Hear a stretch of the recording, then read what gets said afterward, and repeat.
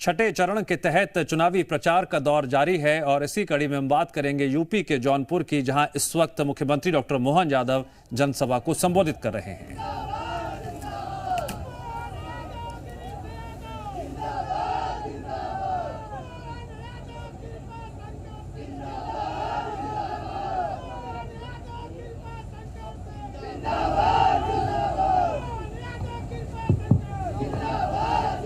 जौनपुर की इस धरती पर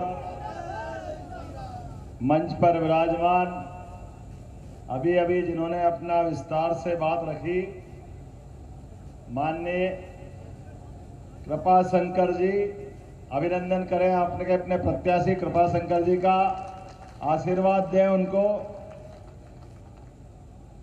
इस अवसर पर जिलाध्यक्ष पुष्पराज सिंह जी, हमारे जयवीर सिंह जी माननीय मंत्री उत्तर प्रदेश, माननीय दिनेश प्रताप सिंह जी प्रभारी मंत्री इस जौनपुर के, यहाँ के आपके बेटे और मेरे भी छोटे भाई जैसे गिरीश चंद्र यादव जी,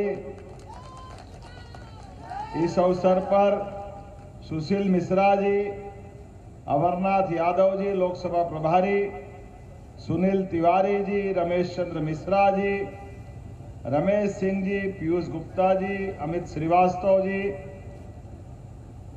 यहाँ की राज्यसभा सांसद श्रीमती सीमा द्विवेदी जी और मेरे अभिन्न मित्र और हमारे अपने विजय अभियान के प्रभारी थे, मध्य प्रदेश के उत्तर प्रदेश की धरती से जाकर के, और इस बार हमारी 29 की 29 लोकसभा भाजपा के पक्ष में लाएंगे डॉक्टर महेंद्र सिंह जी, इनका भी स्वागत अभिनंदन।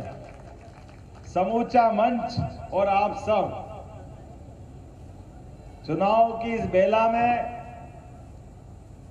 मुझे लग रहा था कि जौनपुर आऊंगा और जौनपुर के आने के लिए कई सारे अलग अलग अवसर आए, लेकिन मुझे सबसे ज्यादा आनंद तो आज आ रहा है।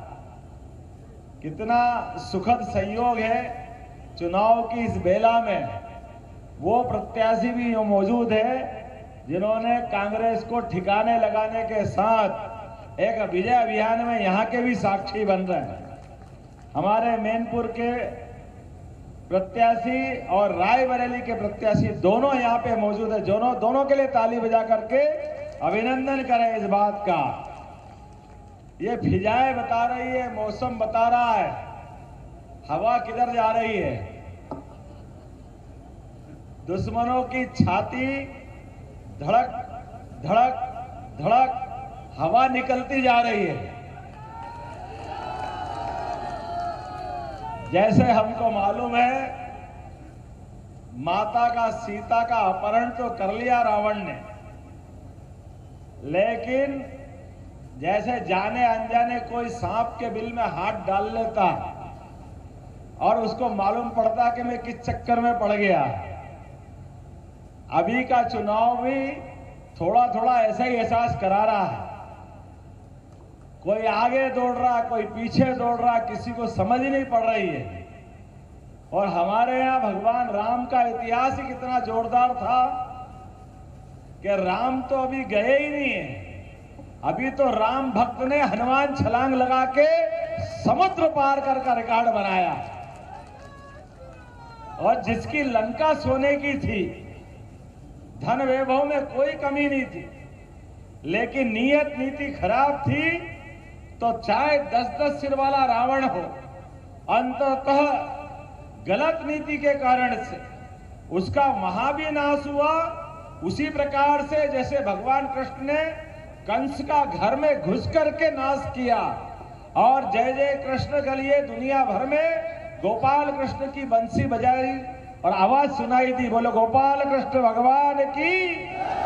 आज के इस दौर में लोकतंत्र के अंदर इसी प्रकार का एहसास हो रहा है, क्योंकि मुझे मालूम है 5 चरण के चुनाव हो चुके हैं। अब ये लाख कुछ भी चाहे, एक शेर है पुराना, मुद्दई लाख चाहे तो क्या होता है वही जो। अब भगवान की मर्जी जिसकी जैसी भावना थी, मैं तो बड़ा आश्चर्य में डूबता हूं जब ये बार बार सोचता हूं कि या तो अपने बलबूते पे चुनाव लड़ना चाहिए थी, या अपने माननीय मुलायम सिंह जी के उन शब्दों को याद कर लेना था जब उनने 19 में ही बधाई दी थी माननीय नरेंद्र मोदी जी को। जोरदार ताली बजा के बताओ कि जिनके साथ जाना चाहिए। शुभकामना किसको मिलती है? जो जीता वही, और जीतने वालों को शुभकामना स्वर्गीय मुलायम सिंह जी ने दी थी। लेकिन पता नहीं क्या, जब समय खराब आता है, अब आदमी को कोई अच्छा आगे बढ़ना हो तो आगे बढ़ने के लिए कोई डूबते जहाज में बैठता है क्या? ये डूबते जहाज की सवारी करके लंबा सफर तय करना चाहते हैं, लेकिन सफर होगा कहां? आप तो अपने जिस जहाज में बैठे हैं उसकी तली फूटी हुई है। अब हम तो ये समझ नहीं पा रहे हैं, चारों तरफ से जो समाचार आ रहा है, ये जो बात मोदी जी ने आज तक जिस ढंग से रखी है, देश की जनता जानती भी है और एहसास कराती है।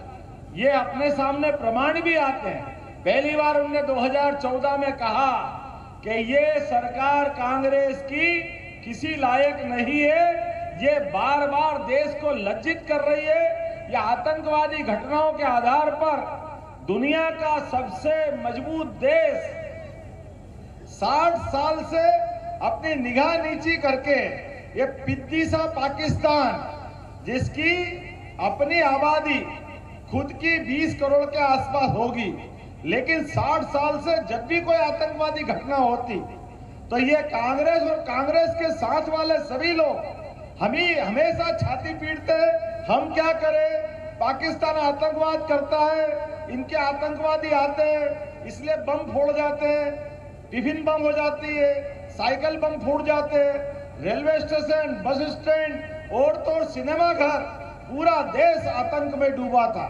लेकिन हमारे मोदी जी ने कहा था, जैसे ही वो प्रधानमंत्री के लिए उम्मीदवार घोषित हुए, उन्होंने कहा आपने इनको 60 साल दिए, केवल मुझे 60 महीने दीजिए।